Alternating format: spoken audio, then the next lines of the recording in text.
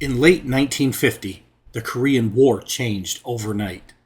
Hundreds of thousands of Chinese soldiers crossed the Yalu River, striking United Nations forces with overwhelming surprise. American commanders believed China would never enter the war. They were wrong. No one expected the Chinese to arrive in such overwhelming numbers. Yet they did. As exhausted United Nations forces fell back across North Korea, one small village became the key to the Western Front. Its name was Pakchon. There, a few hundred British and Australian soldiers stood between the advancing Chinese army and disaster. It was a battle few remember today, but without it, the Korean War might have taken a very different course. Only weeks earlier, victory had seemed almost certain. General Douglas MacArthur's daring landing at Incheon transformed the war. North Korean forces that had nearly conquered the peninsula were suddenly in retreat. Seoul had been liberated, Pyongyang had fallen, and United Nations troops advanced steadily toward the Yalu River. Many believed the war would soon be over. China saw the situation very differently. Across the Yalu River, Mao Zedong watched with growing concern. Allowing hostile armies to reach China's border was an unacceptable risk. Rather than wait, China intervened. Under General Peng Dui, hundreds of thousands of soldiers crossed into North Korea under cover of darkness and mountainous terrain, achieving almost complete surprise. The sudden offensive forced UN forces into a fighting withdrawal. Among those ordered to hold the line was the British-led 27th Commonwealth Brigade, including Australia's 3rd Brigade, Royal Australian Regiment. Their destination was Pakchon. On November 5th, 1950, Chinese forces attacked. Wave after wave attempted to break through Commonwealth defenses and cut off the United Nations withdrawal. The Chinese relied on surprise, darkness, and sheer numbers.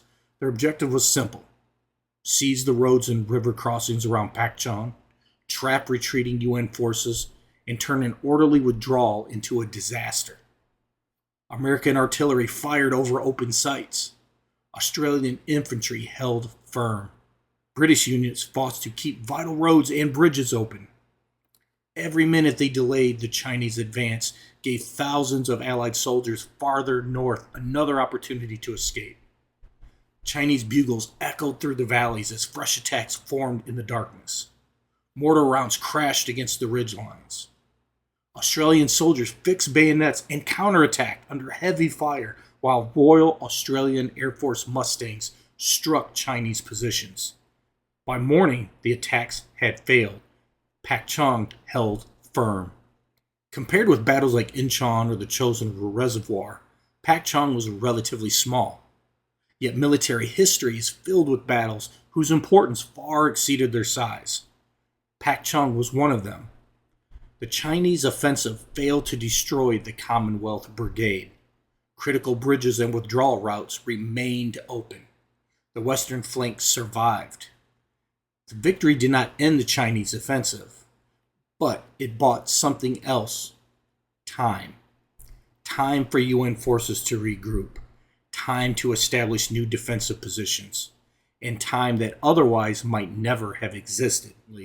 Pakchon proved that disciplined leadership, determined infantry, artillery, armor, and close air support could blunt the first great Chinese offensive of the war.